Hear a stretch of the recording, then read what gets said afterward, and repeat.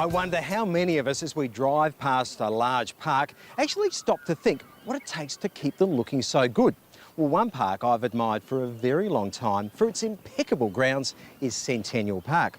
And to find out why it stays looking so good, you've got to ask the people that do the work. There's never any shortage of work to do around here, Steve.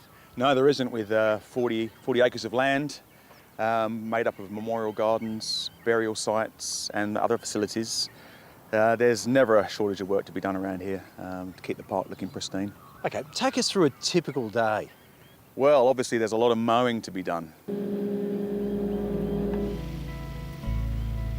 Between 30 and 35 acres of lawn, mowing and keeping the grounds looking good is a big priority.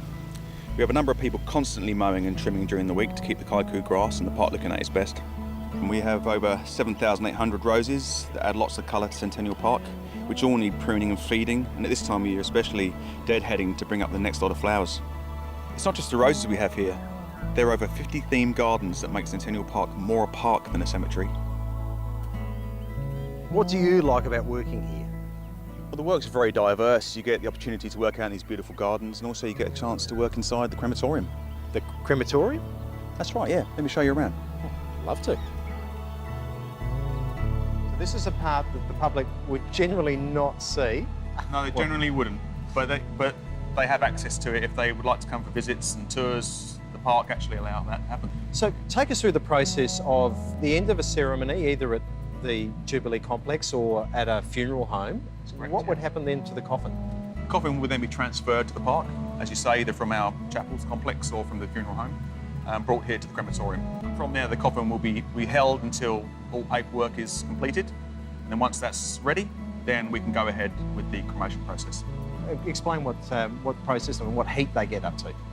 Anything up to 1100 degrees Celsius, but it will fluctuate depending on which stage of the cycle that the cremators are at. How long does it take to go through its process? The cremation process on average takes about an hour and a half, but that can vary.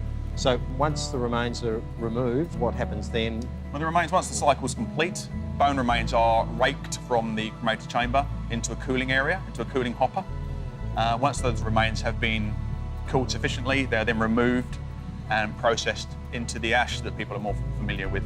You must have a lot of cremations here at Centennial Park. We do indeed. 1 in 3 families in South Australia have a connection with Centennial Park. And since 1955, Centennial Park has conducted 159,000 cremations. If you want to find out when the next crematorium tour is, contact Centennial Park. There's something fascinating about finding out the back workings of a cemetery. Everything from the plaques you see to the unusual things you'll find. Well, at least it hasn't got a use-by date.